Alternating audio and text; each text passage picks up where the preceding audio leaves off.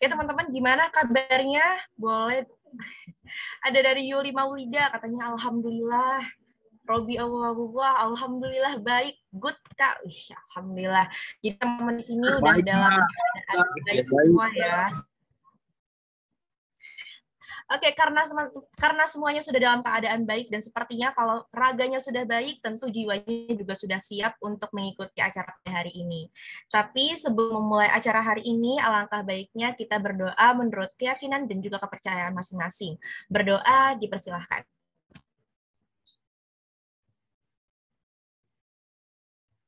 Berdoa dicukupkan. Oke, pada stadion ketiga, ini ada tema menarik yang akan menambah keilmuan kita dan juga tidak ada habisnya untuk kita bahas bersama-sama. Karena pada malam hari ini kita akan membahas mengenal metaverse dan potensinya di masa depan. Mungkin teman-teman di sini udah ada yang pernah dengar kata metaverse, atau udah ada yang tahu lebih dalam lagi, atau bahkan ada yang belum tahu sama sekali. Nah, disinilah, di stadion ketiga inilah wadah kita untuk belajar dan sama-sama membahas tentang metaverse itu bersama-sama. Nah, sebelum kita melangkah ke acara inti kita, izinkan saya untuk membacakan susunan acara pada malam hari ini. Yang pertama akan ada pembukaan oleh MC, lalu yang kedua akan ada doa, yang ketiga ada pembacaan susunan acara, yang keempat ada pembacaan CV moderator, yang kelima ada pembacaan CV pembicara, yang keenam akan ada pemaparan materi oleh pembicara dan dilanjutkan oleh sesi diskusi dan juga tanya jawab. Yang ke-8 ada pemberian sertifikat kepada pemateri oleh moderator. Yang ke-9 akan ada pemberian sertifikat kepada moderator oleh MC. Yang ke-10 akan ada dokumentasi dan juga diakhiri dengan penutupan. Oke, tanpa berlama-lama lagi kita akan memasuki sesi berikutnya. Tapi untuk sesi berikutnya tidak akan saya pandu karena akan ada moderator yang memandunya. Oke, tanpa berlama-lama lagi kepada operator mohon ditampilkan untuk CV beliau.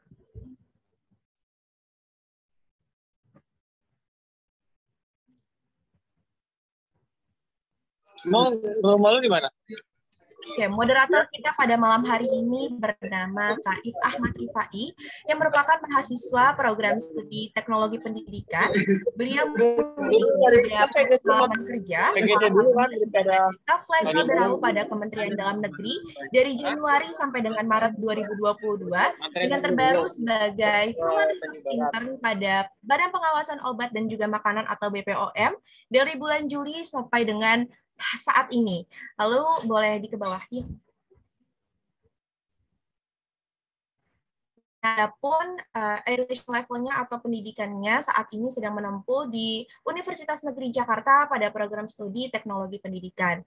Lalu adapun pengalaman organisasinya, ini ada banyak, tapi akan saya sebutkan dua saja. Yang pertama sebagai IOIN LC Bekasi, Research and Development Staff dari Januari sampai dengan Desember 2020, dan yang terbaru sebagai Human Research Development di Paguyuban KSE UNJ dari Januari 2022 sampai dengan saat ini. Nah, ini yang paling banyak, ada skill, achievement, dan juga experience lain. Saking banyaknya, mungkin saya akan sebutkan beberapa saja. Salah satunya adalah sebagai juara kedua karya tulis ilmiah di Universitas Tronujaya Madura, lalu sebagai penerima beasiswa Karya Salemba 4 pada tahun 2021. Lalu pada tahun 2021 juga melakukan proyek penelitian dengan judul Pengaruh Platform Rumah Belajar Terhadap Hasil Belajar Implementari Ilmu Karawang. Lalu pada tahun 2022 juga melakukan penelitian keterampilan literasi budaya sebagai hasil program pertukaran mahasiswa merdeka. Juga pada tahun 2021 merancang modul untuk siswa SK dengan materi desain grafis. Wah, sangat keren sekali moderator kita pada malam hari ini ya. Tapi boleh kita sapa dulu. Halo Kak If, apakah sudah bergabung di Zoom Cloud Meeting? Halo Kak Diana. Ya, halo Kak. Gimana nih Kak If kabarnya pada hari ini? Alhamdulillah baik. Gimana MC? Sama juga baik, sama dengan teman-teman peserta yang lain juga. Kak If gimana nih, udah siap belum untuk memandu acara berikut? Insya Allah siap. Ya, insya Allah. Nah, tadi nih Kak If, teman-teman peserta juga udah siap, dan moderatornya juga udah siap, jadi langsung aja untuk sesi berikutnya akan dipandu langsung oleh Kak If Ahmad. Kepada Kak If Ahmad, dipersilahkan. Oke, terima kasih MC atas waktu dan kesempatannya.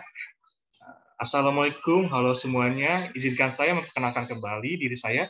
Saya If Ahmad Rifai, selaku moderator yang akan mendampingi pembicara pada Stadion 3 kali ini dengan pembicara yang pastinya super. Nah, kira-kira siapa pembicara kita? Langsung saja untuk operator, perkenalkan saya untuk membacakan CV pembicara kita pada Stadion 3 kali ini.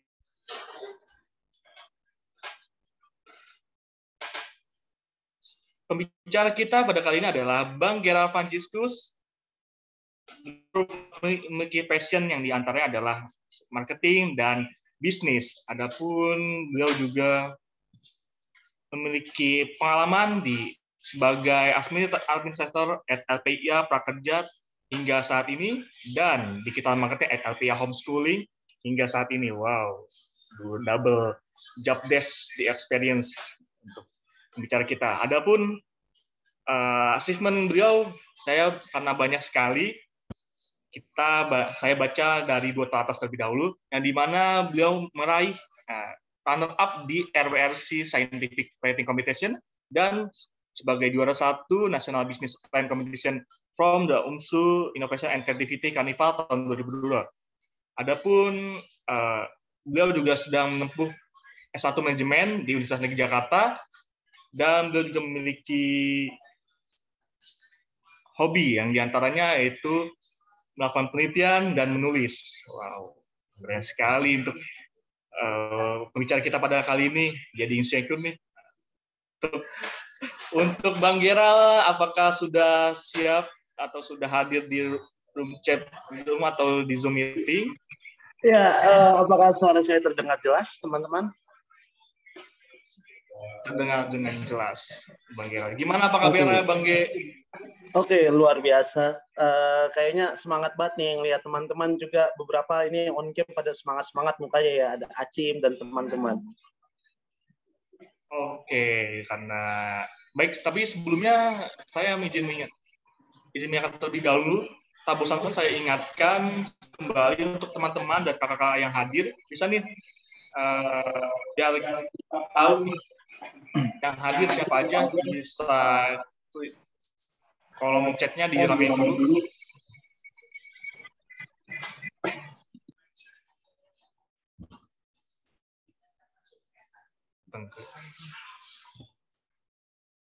Teman-teman bisa ramein room chat Zoom-nya, biasa klik atau bisa tulis hadir, absen buat absen.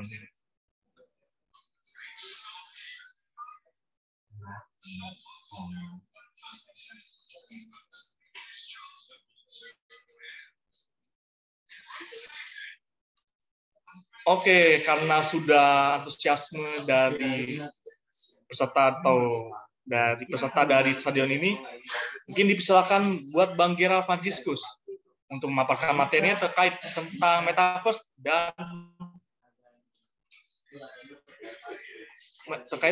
dan masa depan. Dipersilakan untuk Bang Gerald.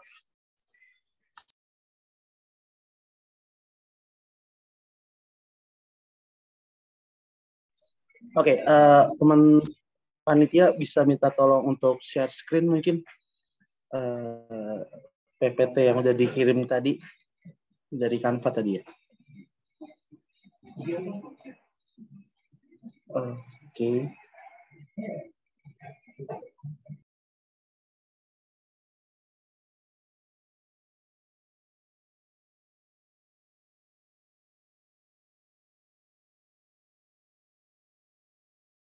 Apakah sudah terlihat? Iya, oke. Sudah masuk. Terima kasih atas share screen-nya. Oke, guys. Mohon maaf, ini PPT-nya dari Canva ya, guys ya. Oke. Sebelumnya, Assalamualaikum warahmatullahi wabarakatuh. Shalom. Om Swastiastu, Namo Buddhaya, salam kebajikan. Selamat malam semuanya. Perkenalkan, nama saya Gerald Franciscus dari S1 Manajemen Universitas Negeri Jakarta. Sebelumnya terima kasih kepada kelompok peneliti muda Universitas Negeri Jakarta yang memberikan kesempatan saya sebagai pembicara di Stadion Online 3 pada kali ini dengan tema mengenal metaverse dan potensinya di masa depan. Oh ya, sebelumnya mungkin teman-teman banyak yang bertanya-tanya kenapa pembicaranya itu dari program studi manajemen gitu. Padahal biasanya kan pembicaranya itu memiliki program studi yang linear ya, kayak misalkan robotik itu biasanya dari teknik elektronika ataupun anak ilmu fisika ya. Mobil listrik biasanya dari teman-teman teknik mesin atau sejenisnya. Ya, saya sendiri walaupun dari prodi manajemen itu memiliki antusias di bidang virtual reality khususnya di bidang bisnis. Dan pada kesempatan kali ini saya akan melakukan sharing sedikit tentang apa yang saya ketahui tentang metaverse dan juga potensi yang mungkin bisa teman-teman manfaatkan di kemudian hari. Oke, next. Oke, apa itu metaverse? Mungkin teman-teman udah sering banget atau kita semua tahu bahwa salah satu perusahaan sosial media terbesar di dunia, yaitu adalah Facebook, telah mengubah nama perusahaannya menjadi Meta. Nah, perubahan tersebut disinyalir sebagai sebuah tanda oleh CEO sekaligus founder dari Facebook, yaitu Mark Zuckerberg, untuk mengatakan kepada dunia bahwa ada teknologi baru yang akan melakukan disrupsi kepada dunia ini, yaitu adalah teknologi Metaverse.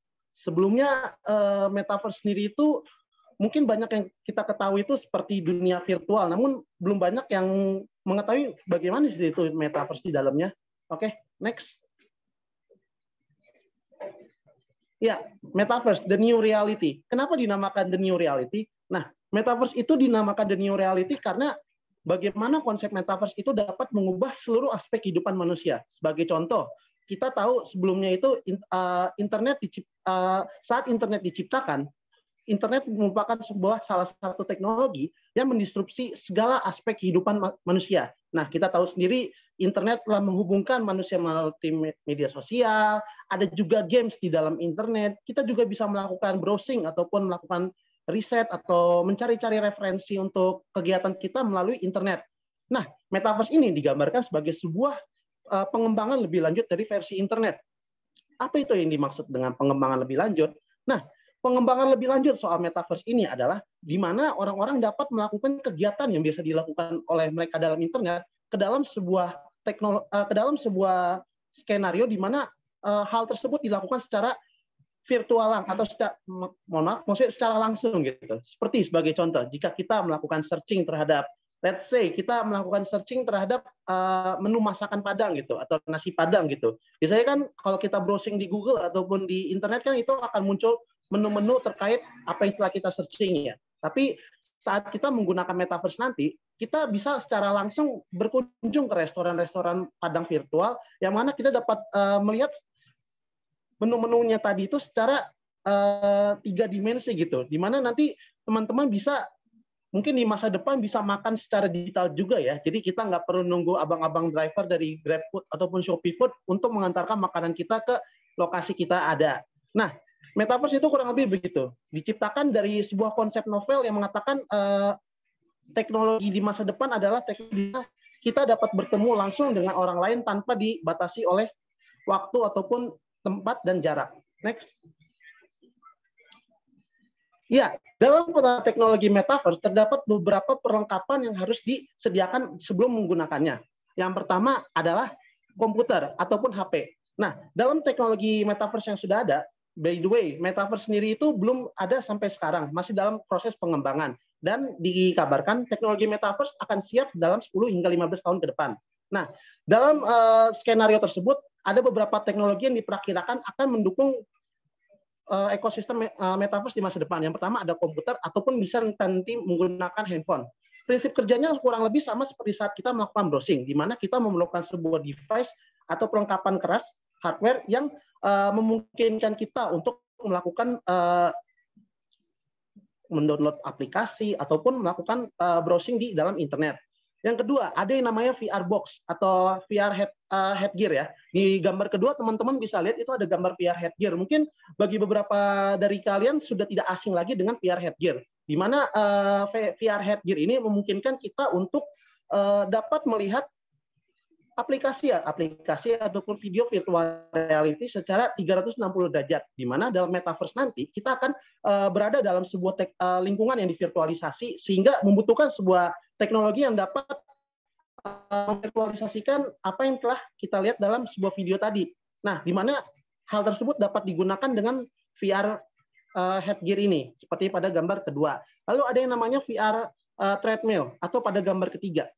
Nah, pernah lihat nggak sih orang-orang di YouTube yang ngebuat video VR fail gitu, di mana saat mereka menggunakan aplikasi VR, mereka biasanya itu nabrak-nabrak tembok, nonjok TV sendiri, ataupun mereka jatuh gitu. Nah, pada hari ini udah ada namanya teknologi VR treadmill, di mana VR treadmill ini konsepnya kurang lebih sama seperti treadmill yang ada pada tempat-tempat olahraga. Treadmill itu kan memungkinkan seseorang untuk berjalan di tempat ataupun berlari di tempat. Nah, dalam pengembangan teknologi metaverse terdapat yang namanya itu salah satu device adalah VR treadmill dan sudah dikembangkan oleh salah satu perusahaan yang namanya itu Oculus, di mana orang-orang dapat berlari di atas treadmill tersebut dan tidak terjatuh, sehingga memungkinkan mereka untuk menggunakan aplikasi-aplikasi virtual reality ataupun metaverse dengan rasa aman dan juga nyaman. Bisa dilihat pada gambar ketiga. Nah, teman-teman yang ingin menggunakan VR treadmill ini belum tersedia secara global, masih tersedia di beberapa negara saja, dan harganya juga termasuk masih mahal ya untuk sekarang ya. Harganya itu ada di kisaran 10 hingga 15 juta terakhir kali baca. Nah, dan yang terakhir ada teknologinya itu VR handgear atau yang biasa dipakai di tangan.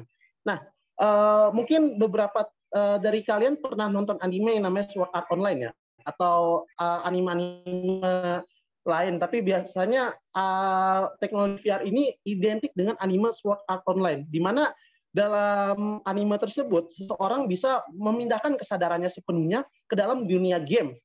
Nah, untuk saat ini kita belum dapat merasakan hal tersebut, namun mungkin beberapa tahun ke depan kita dapat merasakan hal tersebut. Nah, untuk mencapai hal tersebut kita membutuhkan gear-gear atau perlengkapan yang dapat memungkinkan kita melakukan hal tersebut. Seperti tadi yang sudah digambarkan, ada VR treadmill, VR handgear, headbox, dan juga komputer ataupun HP untuk melakukan input terhadap aplikasinya. Next. Loh, di sini kosong ya?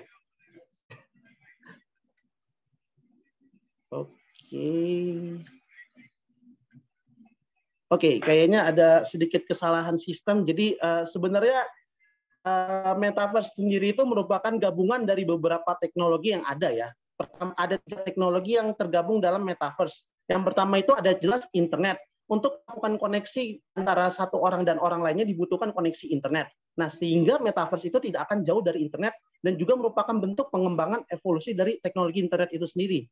Yang kedua, ada teknologi kripto ataupun Bitcoin ataupun uang digital, di mana dalam nanti dunia digital nanti kita akan melakukan transaksi secara digital menggunakan cryptocurrency. Nah, yang terakhir adalah teknologi VR dan juga AR, virtual reality atau augmented reality. Bagi teman-teman yang belum bisa membedakan apa itu virtual reality ataupun augmented reality, mungkin mudahnya seperti ini ya. Jadi kalau AR itu adalah teknologi yang memungkinkan di dunia maya masuk ke dalam dunia nyata. Seperti kalau mungkin banyak juga yang udah tahu aplikasi Pokemon Go ya. Jadi di aplikasi Pokemon Go itu kan kalau misalkan kita mengaktifkan mode AR atau augmented reality kan Pokemon yang muncul itu bisa ada di dalam sebuah tampilan kamera kita. Jika kita sedang mengarahkan kamera kita ke belajar, bisa ada yang berdiri di atas meja belajar kita. Nah, kurang lebih begitu kalau AR. Sedangkan teknologi VR adalah kebalikannya dari AR, yaitu memasukkan kita ke dalam dunia maya atau dunia digital. Nah, dalam teknologi metaverse sendiri, nanti itu adalah gabungan dari AR, VR, internet, dan juga cryptocurrency. Oke, yang berikutnya merupakan perusahaan pengembang metaverse. Nah, dalam pengembangan platform metaverse, terdapat beberapa perusahaan yang saling bersaing mewujudkannya. Seperti yang ada pada di slide yang kalian lihat, saya menaruh 4 perusahaan besar yang sedang melakukan pengembangan metaverse. Yang pertama, tidak lain dan tidak bukan merupakan Meta, yaitu perusahaan yang mempelopori teknologi metaverse itu sendiri. Sebelumnya merupakan perusahaan Facebook yang memiliki media sosial besar seperti Instagram, Facebook, WhatsApp, dan lain-lain. Mereka berevolusi menjadi aplikasi pengembang platform Meta. Nah, Meta sendiri telah menggelontorkan dana lebih dari $1 miliar untuk melakukan pengembangan pada platform metaverse-nya itu sendiri. Lalu, berikutnya ada perusahaan yaitu Epic Games. Mungkin bagi teman-teman yang bermain game mungkin udah nggak asing dengan perusahaan ini. Nah, salah satu aplikasinya yang terkenal, game-nya yang terkenal adalah game Fortnite, di mana dalam Epic perusahaan ini juga ikut bersaing dengan Meta untuk mengembangkan platform metaverse-nya sendiri. Lalu berikutnya ada yang mungkin nggak asing lagi dengan Roblox ya. Roblox juga tidak akan dengan konsep Roblox yang dari awalnya itu emang koneksi orang-orang di dunia, mereka mengembangkan teknologinya lebih maju dengan memasukkan konsep metaverse ke dalam dunia virtual mereka. Nah, terakhir adalah perusahaan pengembang metaverse yang berasal dari Indonesia, yaitu adalah Weir Group, di mana Indonesia juga merupakan salah satu negara yang mencoba untuk mengembangkan platform metaverse. Nah, Weir Group sendiri berkolaborasi dengan perusahaan-perusahaan dan juga pemerintah Indonesia dalam mengembangkan platform metaverse-nya. Nah, by the way, platform metaverse yang dikembangkan oleh Weir Group bernama Nusa Meta, merupakan konsep metaverse dengan konsep digital twin of Indonesia. Nah, next.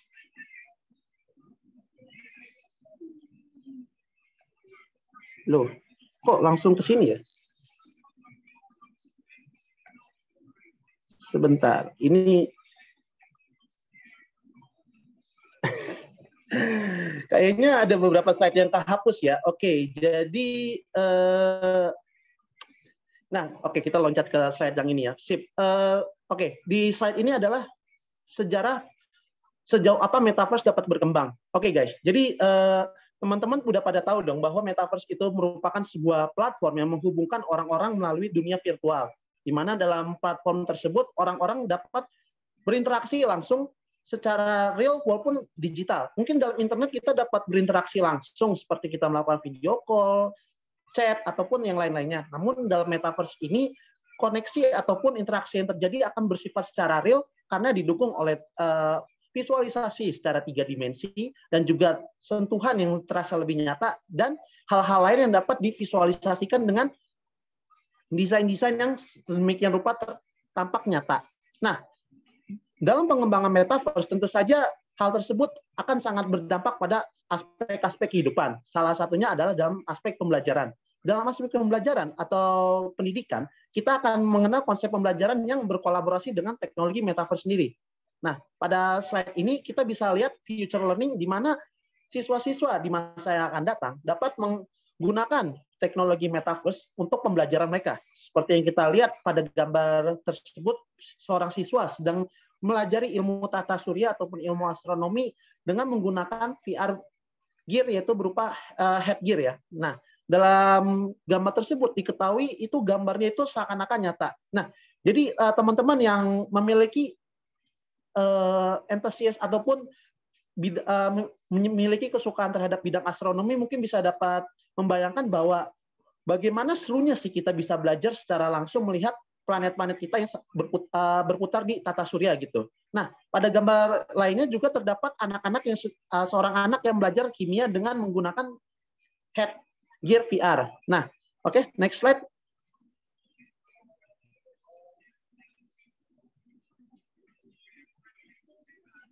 Ya, future working. Nah, dalam future working ini kita dapat pada Mark Zuckerberg pernah berkata bahwa pekerjaan manusia di masa depan akan bisa tergantikan dengan adanya teknologi metaverse. Nah, pada gambar tersebut, pada gambar di slide yang sedang ditampilkan, bisa terlihat sedikit visualisasi bagaimana pekerjaan yang akan dilakukan di masa yang akan datang. Pada slide tersebut terdapat 2 gambar, di mana yang satu merupakan gambar arsitek ataupun orang yang bekerja pada konstruksi bangunan, dan yang satunya juga merupakan gambar dokter-dokter ataupun ahli medis yang sedang bekerja untuk menganalisis sebuah jantung. Nah, pada masa yang akan datang, metaverse merupakan teknologi yang mungkin sudah tidak asing bagi manusia. Nah, seperti adanya internet. Internet juga pada saat pertama kali ditemukan, internet merupakan hal yang mewah dan juga tidak dapat dimiliki oleh semua orang.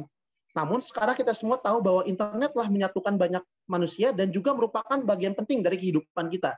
Seperti saat internet mati, kita mungkin akan kehilangan gairah hidup ataupun bingung mau ngapain ya. Nah, sama mungkin dengan teknologi metaverse ini diperkirakan orang-orang akan sangat berketergantungan dengan teknologi ini. Nah, pada gambar tersebut seorang arsitek sedang menganalisis yang tidak ditunjukkan itu tentang desain bangunan yang akan dikerjakan. Sedangkan pada gambar yang lainnya itu para ahli medis sedang menganalisis jantung yang sedang diperiksa dari korban pasien yang sedang mereka rawat. Nah, pada gambar tersebut diketahui bahwa dengan penggunaan teknologi virtual reality ataupun nanti akan dikolaborasikan menjadi metaverse, orang-orang dapat menganalisis sebuah rangka bangunan ataupun menganalisis penyakit seseorang secara 3 dimensi.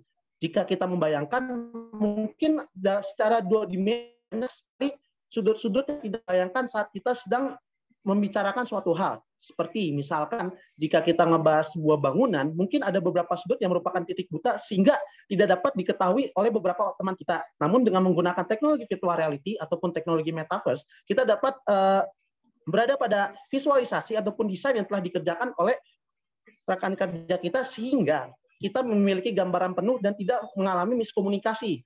Sedangkan pada gambar kedua itu ahli medis itu sedang sedang menganalisis penyakit yang diderita oleh pasiennya. Nah, pada gambar tersebut itu mungkin teman-teman beberapa dari kalian mungkin mengetahui bahwa operasi itu nggak gampang ya. Nah, dalam hal ini kita dalam sebuah operasi itu biasanya dokter itu sedang dilibatkan dalam proses yang sangat beresiko. Nah, dengan teknologi virtual reality ini, dokter-dokter di masa depan akan sangat terbantu karena mereka dapat menurunkan resiko kegagalan dalam operasi. Kenapa begitu? Karena dokter dapat melakukan quick scan dengan menggunakan teknologi digital di metaverse dan dapat menganalisis organ tubuh yang bermasalah tanpa harus mengotak-ngatik bagian tubuhnya, sehingga pasien ataupun korban dari operasi tersebut itu tidak terlalu beresiko untuk mengalami gagal operasi. Oke? Sebelumnya mungkin sedikit gambaran bagi teman-teman. Saya kurang tahu nih teman-teman berasal dari program studi mana aja. Nah, tapi ada beberapa potensi dari virtual reality yang tidak tersampaikan. Ada 2 hingga 3 slide yang nggak masuk ya, karena udah nggak tahu tiba-tiba nyampe sini. Nah, potensi-potensinya itu mungkin bisa digunakan oleh teman-teman untuk mengembangkan bisnis, sehingga kalian bisa memanfaatkan teknologi metaverse untuk mendapatkan uang. Nah, peluang-peluang tersebut itu terbagi menjadi beberapa layer. Pertama, layer atau lapisan hardware ataupun device. Nah, bagi teman-teman yang berasal dari prodi teknik elektronika ataupun prodi perteknikan, mungkin bisa melihat sebuah peluang di sini, di mana penyedia hardware VR di Indonesia ataupun di dunia itu masih sedikit pemainnya, sehingga memungkinkan orang-orang untuk mengembangkan teknologi device atau hardware VR-nya sendiri untuk menguasai pasar ya, karena sejauh yang saya lihat juga dunia hardware di VR gear ini masih dikuasai oleh beberapa perusahaan besar seperti Oculus salah satunya. Nah, layer lainnya itu di teknologi VR adalah pengembang aplikasi ataupun orang IT. Nah, bagi teman-teman yang belum tahu, pengembang aplikasi VR ataupun AR itu gajinya itu gede-gede ya, dan masih jarang juga di Indonesia untuk orang-orang yang menguasai teknik pengembangan VR itu sendiri. Nah, sebagai gambaran, pengembang sebuah aplikasi pembelajaran sederhana untuk belajar mitigasi bencana alam berbasis AR itu bisa dihargai sekitar 15 hingga 20 juta. Nah, itu untuk teknologi AR ya, belum teknologi VR ataupun nanti untuk pengembangan teknologi metaverse. Jadi bagi teman-teman yang dari IT ataupun program studi yang berkaitan bisa memanfaatkan ini untuk mencuri start untuk belajar bagaimana sih mengembangkan teknologi virtual reality ataupun teknologi metaverse agar bisa mendapatkan lowongan kerja yang memiliki penghasilan lumayan. Nah, selain itu juga ada apa yang namanya ya, content creator, di mana kita bisa memanfaatkan masih sedikitnya orang yang sadar tentang teknologi metaverse, sehingga kita bisa menjadi orang yang menginfluence teknologi metaverse itu sendiri. Dan sejauh ini belum banyak content creator Indonesia yang melakukan pengembangan konten khusus di bidang metaverse. Oke, next.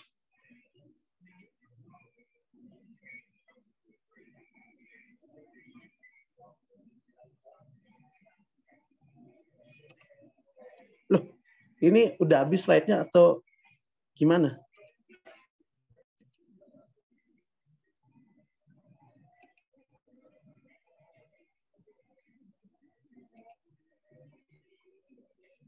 Habis ya? Oh, ya berarti ada, aduh kayaknya error ya. Beberapa slide-nya nggak masuk. Jadi sebelumnya itu, jadi selain tadi peluang-peluang yang bisa dimanfaatkan oleh teman-teman untuk teknologi metaverse, ada juga faktor-faktor pendukung yang bisa menjadi pendukung kalian dalam mengikuti dunia metaverse. Yang pertama itu adalah koneksi internet. Nah, bagi teman-teman yang belum tahu, teknologi metaverse itu memerlukan koneksi internet yang cukup stabil dan cepat.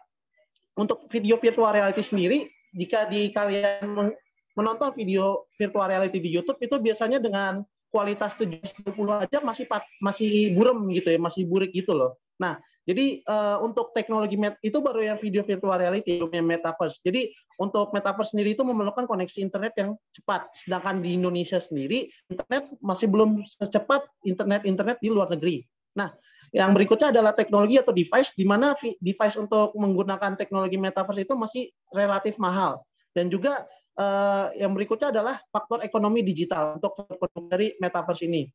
Seperti metaverse merupakan upgrade teknologi dari internet, sehingga semakin maju ekonomi digital yang ada dalam suatu negara, maka akan lebih memajukan juga metaverse di negara tersebut.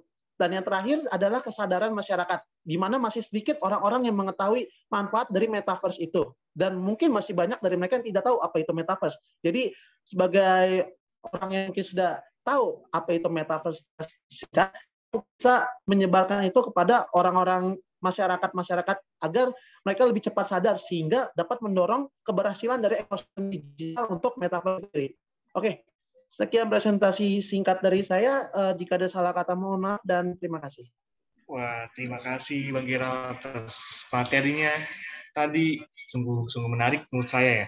Dan saya sendiri juga tertarik dengan metaverse ini. Dan sebenarnya sebelum kita lanjut ke pertanyaan, mungkin saya ingin mengingatkan terlebih dahulu bahwa saya ada resum yang wajib buat peserta untuk isi. Ya, nantinya kalian perlu isi semuanya, atau mungkin ada beberapa pertanyaan terkait materi yang telah disampaikan oleh Bang Gerald. Dan tadi Bang Gerald sudah memaparkan materinya, dan selanjutnya mungkin kita akan ada sesi tanya-jawab.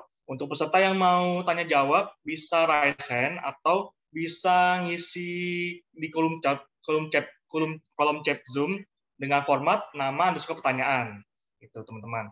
Mungkin teman-teman ada yang bisa langsung raise hand atau langsung bertanya kolom chat Zoom.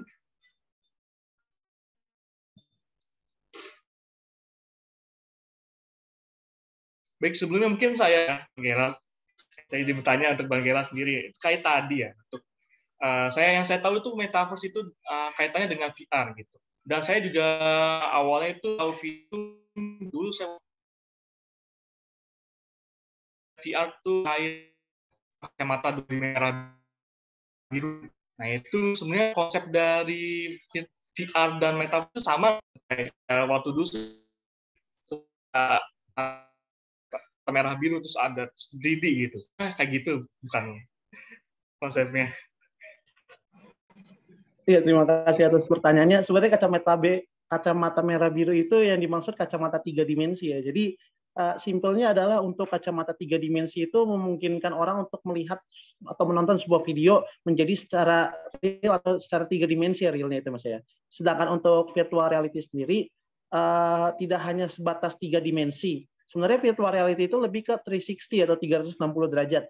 Jadi jika kita menggunakan kacamata 3D itu ibaratnya kita bisa menonton video secara 3 dimensi namun tidak secara 360 derajat. Dimana kalau kita bisa nonton 360 derajat itu rasanya adalah saat kita madep kiri itu masih bagian dari video yang kita tonton sehingga itu akan tampak nyata gitu. Sedangkan kekurangannya itu mungkin untuk kacamata ataupun menonton video 360 menggunakan VR box itu biasanya pusing gitu untuk awal-awalnya gitu. Karena nggak terbiasa dengan apa kita lihat begitu.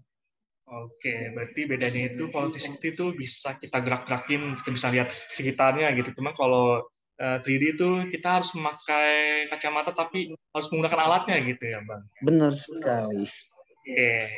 Tapi ini udah ada yang nanya nih, Bang. Dari kolom chat Zoom tapi lewat direct message. Apa sih hubungan metaverse dengan dunia pendidikan? Peran metaverse pada perubahan pendidikan tuh apa? Bang Gera. Ya, jadi kalau ditanya soal korelasi dengan pendidikan atau hubungannya dengan pendidikan, sebenarnya seperti yang kita tahu ya, pendidikan itu nggak bakal jauh dari, maksudnya salah satu faktor pendukung dalam dunia pendidikan itu kita kenal dengan istilah media pembelajaran ya, di mana media pembelajaran itu membantu seorang siswa ataupun seorang yang sedang belajar untuk memahami materi yang sedang diajari. Nah, korelasinya teknologi metaverse dengan pendidikan ini adalah di mana siswa-siswa ataupun orang yang belajar dapat belajar menggunakan metaverse sebagai media pembelajarannya. Nah, sebagai gambaran, metaverse itu kan merupakan dunia yang divirtualisasikan ya. Nah, jadi bagi teman-teman yang belum tahu konsepnya itu, mungkin bayangkan kalau misalkan kita berada di dalam sebuah laut gitu, sedang belajar ekosistem laut ataupun hewan-hewan dalam laut. Kalau kita menggunakan teknologi metaverse, kita bisa aja berada di dalam tengah laut gitu, ataupun di atas laut dan belajar secara langsung apa itu yang hewan-hewan laut seperti ikan paus di lautnya gimana. Kan nggak hanya sekedar ikan paus secara 2 dimensi, namun kita bisa melihat ikan paus langsung di depan kita sedang bergerak. Nah, kurang lebih begitu bagaimana impact teknologi metaverse. Atau jika teman-teman nggak tahu, pelajaran sejarah itu ya, kalau kalian masih ingat kan dulu kita belajar ada namanya Pithecanthropus paleojapanicus, Meganthropus paleojapanicus. Nah, sekarang kita udah nggak bisa nih ngelihat mereka secara langsung di kehidupannya. Namun jika ada teknologi metaverse itu kita mungkin aja di masa depan ada yang buat aplikasi yang memungkinkan kita ngomong langsung sama manusia purba gitu, dan bertemu langsung seakan-akan mereka sedang berkomunikasi dengan kita, tidak hanya sekedar melihat melewati gambar ataupun video yang tidak dapat berinteraksi langsung, kurang lebih begitu. Nah, itu dia jawabannya untuk tadi yang sudah bertanya, gimana sudah jawab. Oke, mungkin langsung saja ke pertanyaan selanjutnya. Nah, ini ada dari message lagi dan pada saya, yang dimana tadi sudah dijelaskan oleh Bang Gerard. Ternyata metaverse itu banyak sekali dampak positif yang sudah dijelaskan. Kayak misalnya tadi ada anime Sao, anime yang menurut Bang Gerard tuh masih ada korelasi terhadap metaverse gitu. Nah, yang dimaksudkan tadi itu membawa apakah konsep yang dijelaskan pada Bang Gerard itu memiliki dampak negatif depannya atau gitu, kalau misalnya dikaitkan pada hal tersebut. Iya, jadi mungkin kalau kita ngomong positif pasti ada selalu negatif ya. Nah, mungkin untuk negatifnya sendiri itu saat kita sudah dekat dengan teknologi metaverse adalah munculnya kejahatan tipe baru, yaitu adalah crime-crime di internet. Kan kita udah tahu ya, apalagi akhir-akhir ini ada kasus yang orang dibobol rekeningnya lewat sebuah aplikasi random yang disuruh downloadnya. Nah, saat kita nanti sudah akrab dengan teknologi metaverse, akan muncul kejahatan-kejahatan baru di dunia virtual, yang mana itu dapat membahayakan kita secara nyawa ataupun secara harta juga benda. Nah, kabar terakhir yang saya dengar itu waktu itu ada yang bertanya ke salah satu pengembang teknologi metaverse, apakah jika kita melakukan pelecehan seksual pada karakter ataupun avatar di dalam dunia metaverse itu termasuk pelanggaran atau enggak. Nah, hal tersebut juga masih dikaji lagi oleh, mungkin untuk di Indonesia mungkin para petinggi agama ataupun para petinggi. Sebagai contoh tadi pelecehan seksual ataupun penyolongan kripto dalam meta tadi itu besar banget kemungkinannya nanti jika ada teknologi metaverse. Jadi kejahatan yang terjadi itu adalah kejahatan-kejahatan baru yang mungkin nggak familiar sama kita untuk saat ini. Namun saat kita menggunakan metaverse itu akan menjadi kejahatan yang menghalang kita dalam beraktivitas dalam dunia metaverse itu sendiri. Lalu hal-hal negatif lainnya yang mungkin dapat muncul adalah ketergantungan kita ataupun tingkat kepercayaan diri kita di dunia nyata. Seperti yang kita tahu, mungkin banyak orang-orang yang suka mengurung dirinya di kamar untuk menghabiskan waktu seharian. Dan orang tersebut biasanya saat dia akan terlihat sangat canggung dan juga bingung harus ngapain. Nah, begitu juga dengan metaverse. Ada kemungkinan nanti saat ada beberapa orang yang terbiasa bersosialisasi menggunakan metaverse atau melalui metaverse, mereka akan sangat canggung dan juga takut untuk bersosialisasi dengan dunia luar, di mana hal tersebut merupakan salah satu dampak negatif ataupun ancaman penggunaan dari metaverse itu nanti. Kurang lebih begitu. Wah, itu dia. Gimana teman-teman udah terjawab?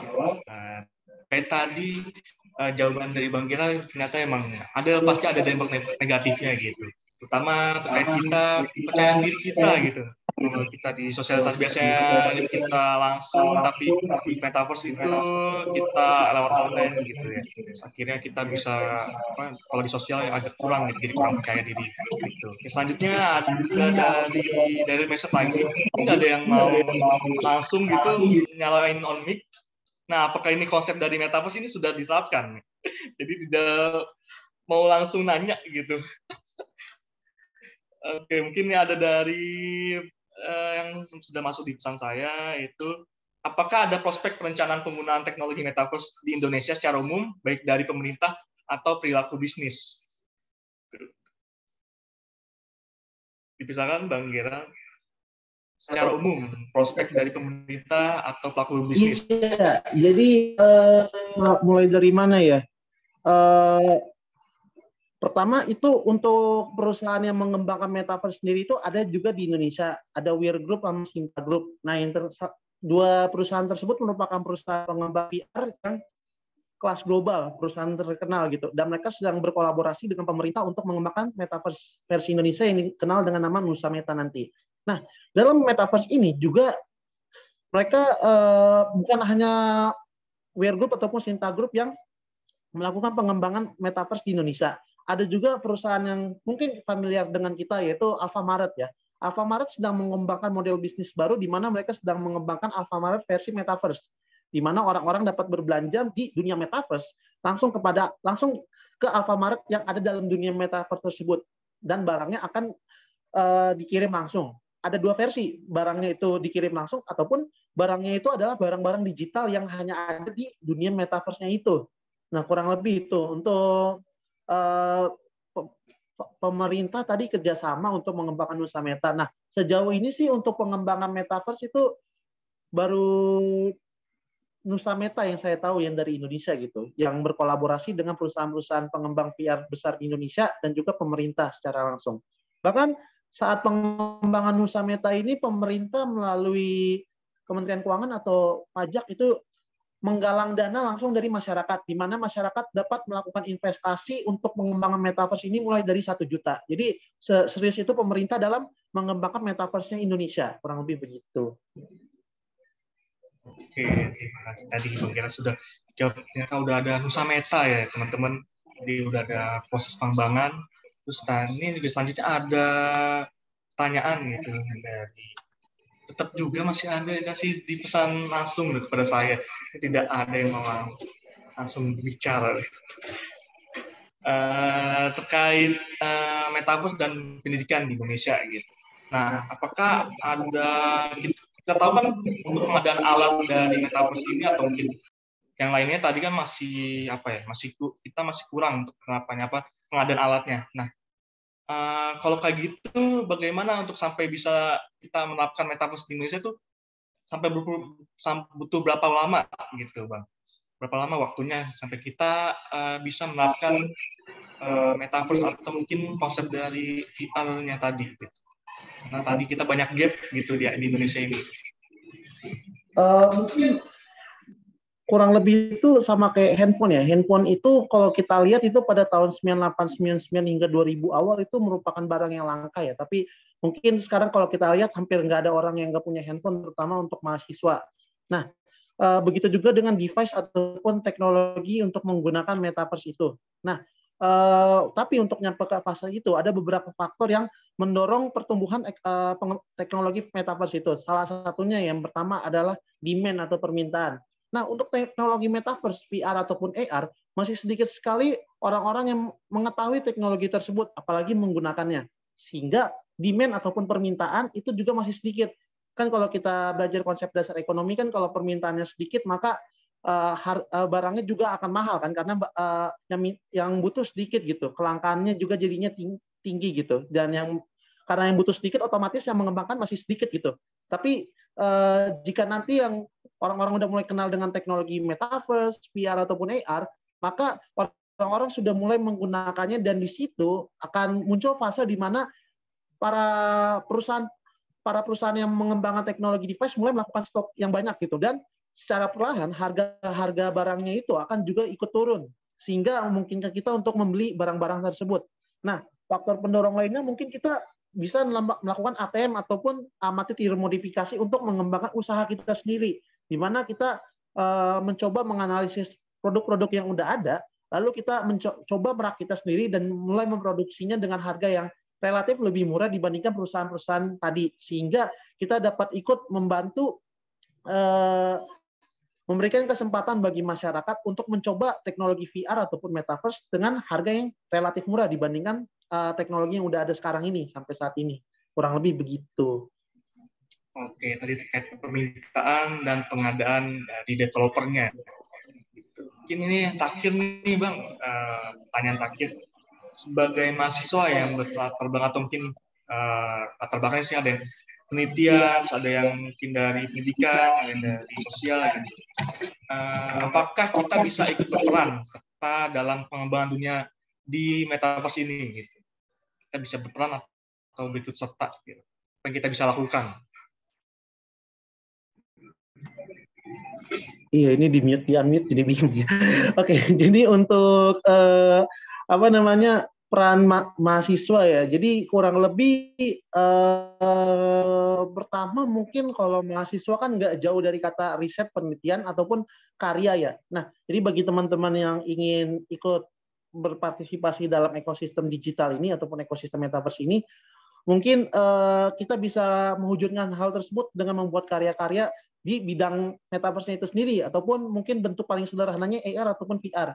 Nah, seperti yang sudah saya sebutkan bahwa masih sedikit masyarakat yang mengetahui apa itu metaverse, VR ataupun AR, sehingga hal tersebut menghambat ekosistem metaverse ini untuk berkembang di Indonesia. Sebagai mahasiswa mungkin kita mulai dapat mengenalkan produk-produk tadi kepada masyarakat dengan versi paling sederhana saja, nggak perlu yang kompleks-kompleks gitu, seperti media pembelajaran, ataupun media hiburan, ataupun content creator untuk bidang khusus di konten metaverse, sehingga orang-orang ataupun masyarakat dapat mengenal teknologi ini. Nah, jika mereka sudah mengenal teknologi ini, maka memungkinkan mereka untuk lebih ingin menggunakannya, sehingga mendorong ekosistem ini agar terus berkembang, kurang lebih begitu.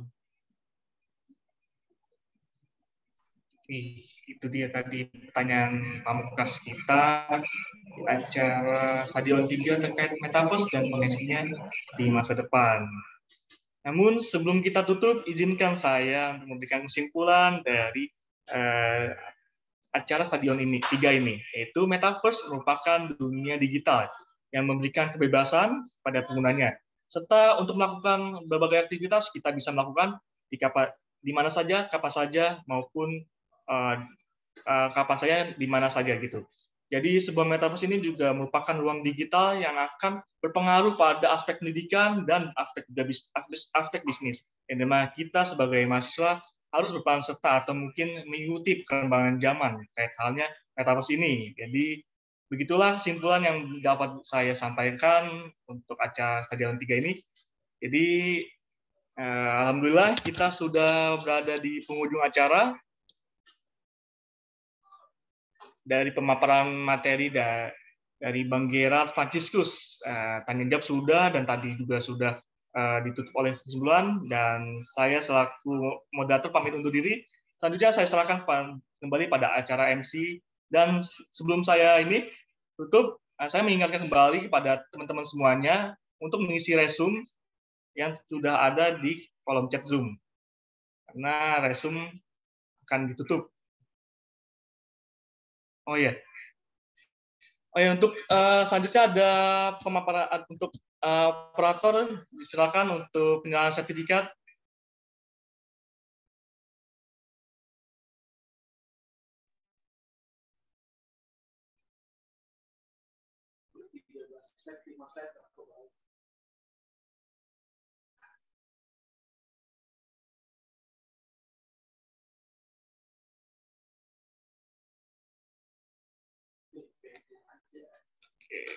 Sertifikat dengan nomor 192//IKPM KPMUNJ garing 11 garing 2022 diberikan kepada Gera Franciscus APMU sebagai pembicara dalam kegiatan Stadion 3 dengan tema mengenal metaverse dan potensinya di masa depan. Diselenggarakan oleh kelompok peneliti muda Universitas Negeri Jakarta melalui Zoom Cloud Meeting.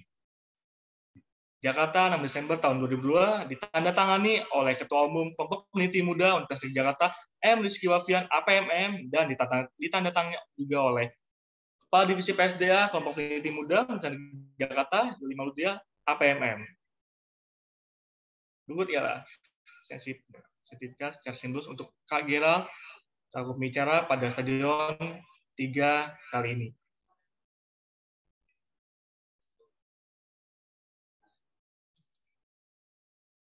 Baik, pemaparan materi sudah, diskusi tanya jawab dan penyerahan sertifikat juga sudah. Saya selaku moderator pamit undur diri. Apabila ada kesalahan kata, mohon dimaafkan. Selanjutnya saya serahkan kembali pada MC. Baik, terima kasih banyak kepada Kak If Ahmad selaku moderator, dan terima kasih pula kepada Kak Gerald Franciscus sebagai pembicara kita kali ini. Selanjutnya akan ada penyerahan sertifikat kepada moderator. Boleh kepada operator, mohon ditampilkan sertifikatnya.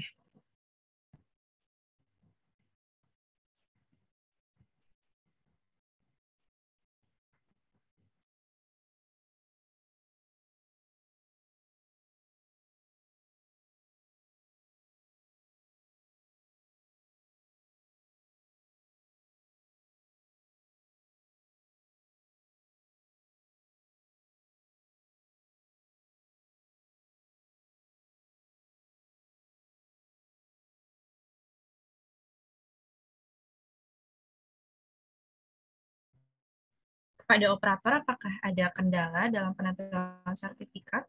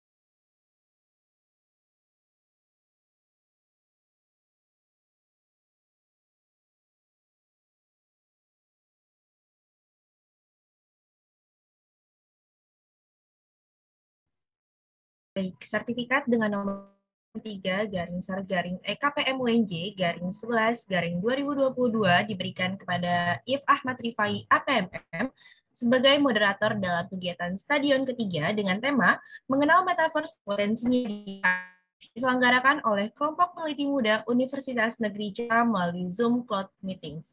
Jakarta 6 Desember 2022 ditandatangani oleh Ketua Umum Kelompok Peneliti Muda Universitas Negeri Jakarta, Muhammad Rizky dan juga ditandatangani oleh Kepala Divisi PSDA Kelompok Peneliti Muda Universitas Negeri Jakarta, Yuli Maulida APMM.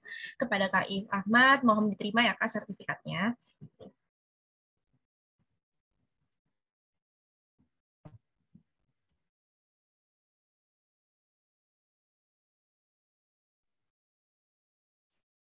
Berikutnya, kepada teman-teman peserta dimohon untuk mengisi link resume untuk stadion ketiga yang akan di-collect, karena nantinya akan ada reward bagi resume terbaik untuk peserta yang mengisi link resume dan juga pengumumannya akan dilakukan di grup stadion. Jadi teman-teman jangan keluar grup terlebih dahulu ya. Dan berikutnya kita akan memasuki sesi yang ditunggu-tunggu, yakni sesi dokumentasi. Bagi teman-teman semua diharapkan untuk menyalakan fitur kameranya, karena nantinya kita akan melakukan dokumentasi sama, dan hasil dokumentasinya akan diunggah pada Instagram kelompok peneliti muda.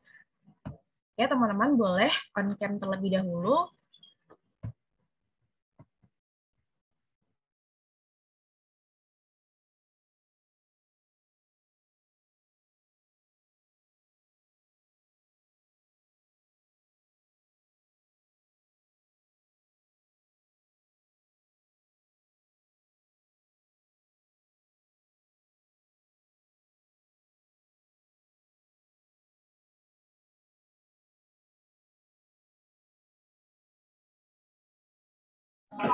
Oke, ditunggu ya teman-teman semua.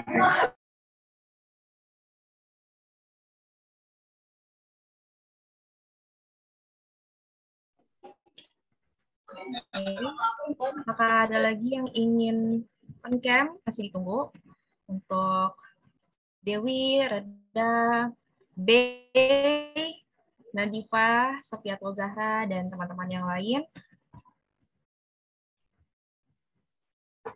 Oke, sesi dokumentasi akan saya pandu. Di sini ada 2 slide. Untuk slide pertama, mungkin bisa disiapkan pose terbaiknya. 1, 2, 3. Oke, untuk slide kedua. 1, 2, 3. Oke, terima kasih banyak teman-teman. Tidak terasa kita sudah memasuki penghujung acara, dan tak lupa saya ucapkan kembali terima kasih kepada semua yang hadir pada malam hari ini. Saya sebagai pamit undur diri. Sekian dari kami. Akhir kata, wassalamualaikum warahmatullahi wabarakatuh. Waalaikumsalam warahmatullahi wabarakatuh. Terima kasih Kakak Dian, Bang Giral, dan Iip, dan teman-teman.